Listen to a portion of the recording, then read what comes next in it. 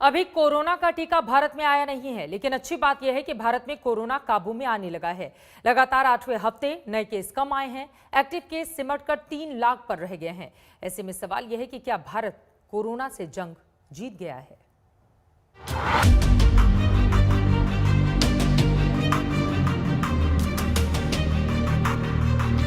क्या भारत ने जीत ली है कोरोना से जंग?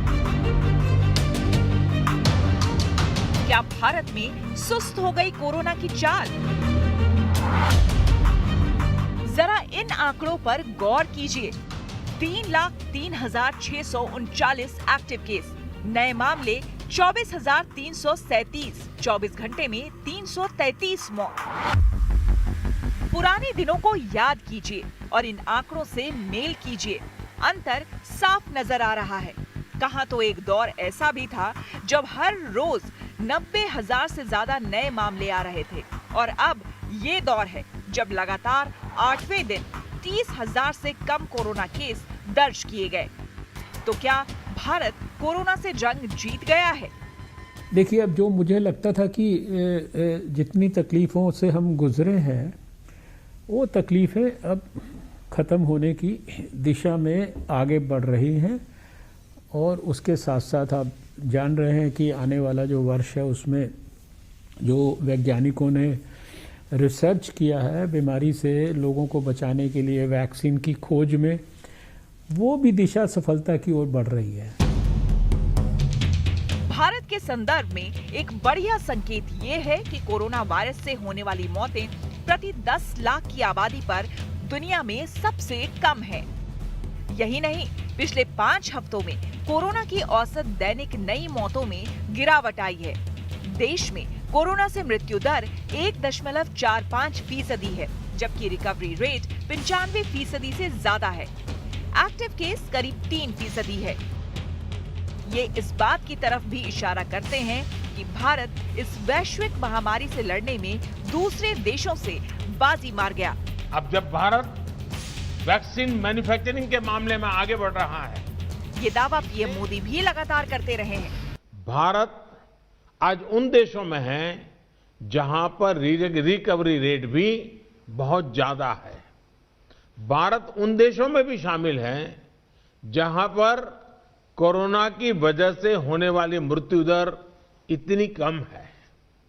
भारत ने जिस तरह कोरोना के खिलाफ लड़ाई को लड़ा है, वो प्रत्येक देशवासी की अदम्य इच्छा शक्ति को दिखाता है। लेकिन ये पूरी जीत नहीं है। जब तक वैक्सीन नहीं आ जाती, तब तक इस कामयाबी पर इतराने का वक्त नहीं है, क्योंकि अभी सिर्फ संक्रमण की रफ्तार कमजोर पड़ी है। वायरस नष्ट नहीं हुआ है, इसलिए जब तक दवाई नहीं, तब तक ढिलाई नहीं का और ये बहुत ज्यादा जरूरी भी हो जाता है एक ऐसे वक्त में जब ब्रिटेन से अच्छी खबर निकलकर सामने नहीं आ रही है। लेकिन मौजूदा वक्त में हिंदुस्तान आखिर कहां खड़ा है कोरोना के मामले में, और नए साल से किस तरह की उम्मीदें की जाए, इसी पर बातचीत करने के लिए जसलोक हॉस्पिटल के डायरेक्टर सीधे मुंबई से इस वक्त हमारे साथ डॉक्टर राजेश पारिक जुड़ चुके हैं। डॉक्टर राजेश, बहुत स्वागत है आपका आज तक पर। और मेरा पहला सवाल आपसे यही है कि मौजूदा वक्त में कोरोना केस के मामले में हिंदुस्तान की स्थिति को आप कहां देखते हैं, और ब्रिटेन से ये जो नए स्ट्रेन की खबर आ रही है, जो कहा जा रहा है कि वो 70% पुराने कोरोना के केस से ज्यादा खतरनाक है, ज्यादा तेज है, इसको किस तरह से डिफाइन करेंगे आम भाषा में हमारे दर्शकों के लिए आप? जी बिल्कुल, मैं कोशिश करूंगा। तो पहले तो जो पहली लहर थी कोरोना की, वो अब कम हो रही है और इसमें हम सक्सेसफुल हो रहे हैं। लेकिन फिक्र की ये बात है कि ये वायरस अभी म्यूटेट हुआ है और थोड़ा उसका अवतार बदल गया है, जिसको हमारी इम्यून सिस्टम उतना जल्दी रिकॉग्नाइज करके, समझ करके उसके खिलाफ हमको प्रोटेक्ट नहीं कर सकेगी। तो जो अभी ब्रिटेन में आया है, वो एक नया म्यूटेशन है। अब इसको समझने के लिए हमको 100 साल पहले देखना चाहिए, पीछे देखना चाहिए मुड़ के। 100 साल पहले जो इन्फ्लुएंजा की पैंडेमिक पूरी दुनिया में आई थी, और जिसमें 10 करोड़ लोगों की मौत हुई थी, उसमें भी 3 लहरें थी।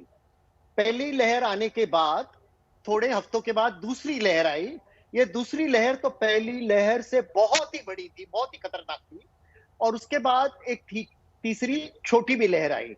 तो तब से और आज में तो बहुत साइंस का प्रोग्रेस हुआ है। एक तो हमने तैयारी की है, एक तो हमने पहले लहर से लड़ाई अभी जीतने लायक हो गई है। तो मुझे इतना डर नहीं है कि ये जो दूसरी लहर आएगी वो 100 साल पहले जैसी दूसरी लहर थी वैसे रहेगी, लेकिन इसके ऊपर हमको तो पूरा ध्यान रखना ही चाहिए। और इसी वजह से भारत सरकार की ओर से बड़ा फैसला भी लिया गया है कि ब्रिटेन से जितनी भी फ्लाइट्स आएंगी 31 तारीख तक के लिए उन पर रोक लगा दी गई है। लेकिन आपकी जहां पर मौजूदगी है, आपको बता दें कि महाराष्ट्र के ज्यादातर हिस्सों में नाइट कर्फ्यू का ऐलान किया गया है, जो कल आधी रात से लागू हो जाएगा। महाराष्ट्र की स्थिति क्या कोरोना के आंकड़ों के मद्देनजर खराब हो रही है, जिसके कारण ये फैसला उद्धव सरकार को लेना पड़ा? बिल्कुल, लेकिन चित्रा जी, मैं ये कर्फ्यू के बारे में नहीं पूरी तरह से समझ सकता हूँ, क्योंकि कर्फ्यू एक शब्द है। अगर कर्फ्यू हमको रखना है तो ज्यादा दिन में ही रखना चाहिए। रात को कर्फ्यू रख के उतना फायदा नहीं होता है, क्योंकि वैसे भी लोग इधर उधर घूमते नहीं है रात को। तो अभी क्या हुआ है, मुझे लगता है कि किसी को भी लॉकडाउन शब्द अभी इस्तेमाल नहीं करना है। तो हम लोग फिर दूसरे शब्द ढूंढ निकालेंगे और उसमें से कर्फ्यू एक शब्द रहेगा। तो मुझे इतनी आशा नहीं है कि रात को 5-6 घंटा कर्फ्यू लगाने से ज्यादा फायदा होने वाला है। अभी हाल ही में हमने देखा था, एक बार फिर से अगर मैं ब्रिटेन की बात करूं तो वहां पर 8 तारीख को वैक्सीनेशन की प्रक्रिया शुरू हो गई थी, सबने खुशी जाहिर की, और उसके बाद 12 तारीख को अचानक से इस नए स्ट्रेन की खबर सामने आती है। और इस वक्त भी लंदन की सड़कों पर सन्नाटा पसरा हुआ है, लोग अपने घरों में दुबके हुए हैं।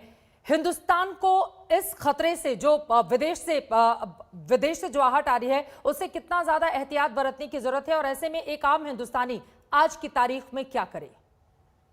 देखो, मैं आम हिंदुस्तानी के बारे में बात कर सकता हूं, क्योंकि मैं भी एक आम हिंदुस्तानी हूं। और मैं क्या कर रहा हूं, मैं तो घर में हूं। मेरा सारा मेडिकल वर्क जितना हो सके मैं ऑनलाइन कर रहा हूं। मेरे जो मरीज है वो भी बहुत ही खुश है ऑनलाइन वर्क पर। उनको 2-3 घंटा जस्ट लोग आना जाना नहीं पड़ता है, 1 घंटा मुझे मिलने के लिए बैठना नहीं पड़ता है। तो हमको अडेप्ट करना चाहिए, और हमको जो भी प्रिकॉशंस हम लोग मार्च महीने में, अप्रैल महीने में, मई महीने में ले रहे थे, उसको चालू रखना चाहिए। अभी क्या हो गया है कि पहले तो बहुत ही सावधान थे, अभी लोग हैरान हो गए हैं और सोच रहे हैं कि हमको आजादी चाहिए।